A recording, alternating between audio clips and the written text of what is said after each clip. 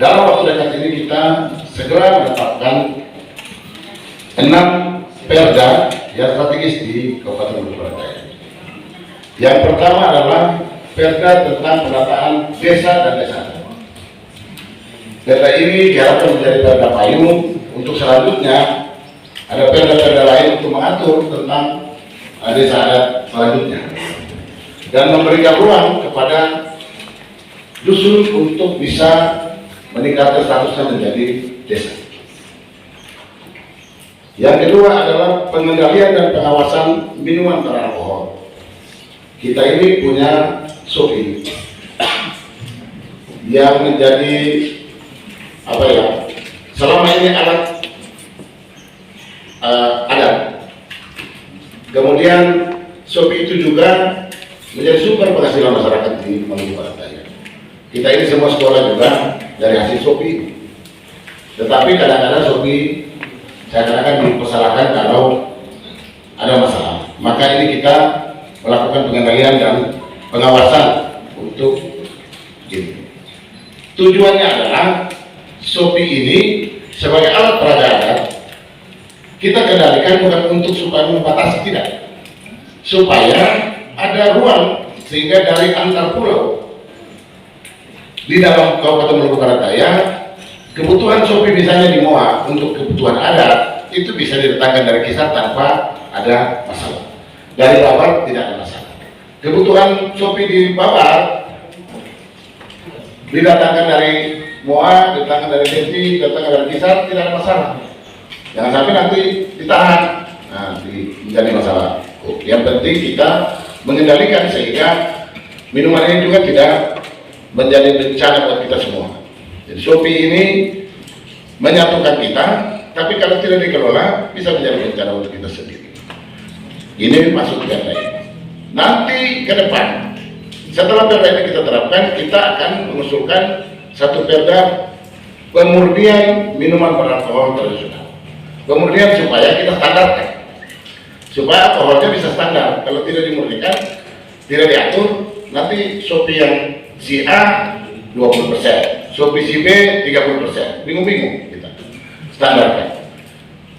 Di NTT itu mereka punya perda yang membuka ruang sehingga SOPI bisa diproduksi.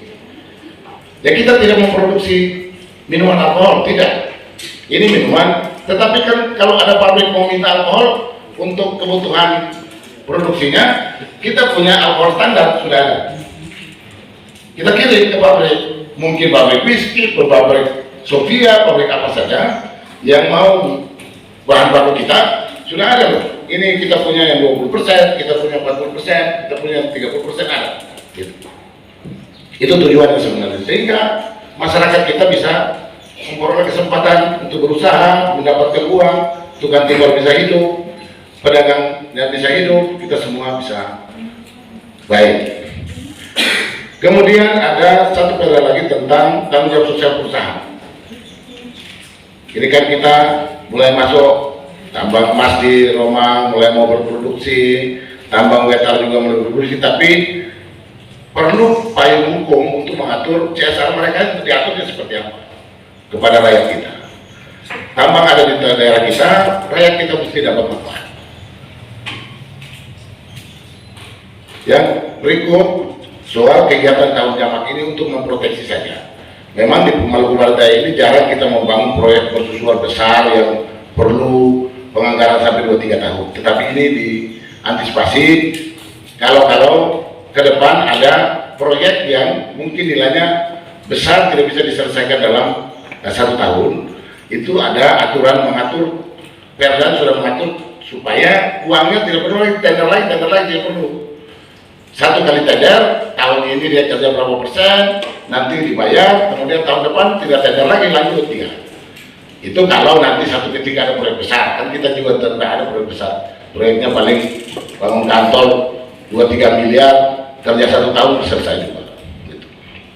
Ini untuk antisipasi saja. Kemudian kita punya kecamatan banyak yang sudah dimekarkan, tapi kecamatan yang lama itu masih dengan nama yang lama. Contoh kecamatan Pulau-Pulau Batar. Dulu masih masuk sampai di luar Batang, sekarang sudah mekar Babar Timur, sudah mekar Wetan, sudah mekar daurah-daurah, tetapi kita masih menggunakan nama yang lama. Ini mau dirubah namanya menjadi Kecamatan Bawor Barat. Kemudian Kecamatan Pulau Kuta Selatan, Romang sudah mekar, Wetan sudah mekar, Damai sudah mekar, Kisah Utara sudah ada, maka Pulau Kuta Selatan kita ganti namanya menjadi Kisah Selatan. Begitupun Kecamatan Wetan, itu juga demikian, Wetan Jambi menjadi Wetan Selatan. Kemudian di Moa itu kita lagi mengupayakan untuk di Moa ini menambah satu kecamatan.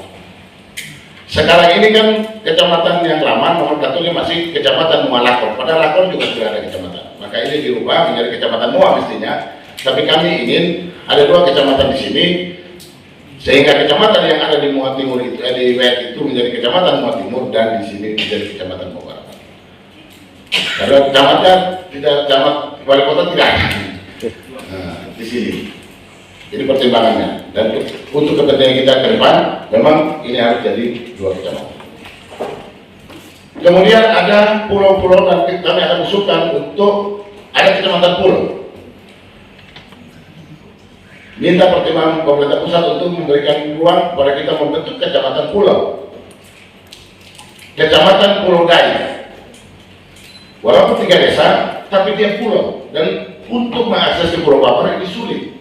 Dan dia akan terus dari terbelakang karena faktor ini. Maka kita akan usulkan Kecamatan Pulau Dai dan Kecamatan Pulau Luang. Orang luar mau ke sana musim ombak tidak bisa, camat Puratan di luar musim ombak tidak bisa. Ya kita usulkan untuk ini bisa dimekarkan. Ini membuka ruang untuk desa-desa adat, desa-desa adat kita tetapkan, dan ruang kita untuk bisa meningkatkan status dusun menjadi desa.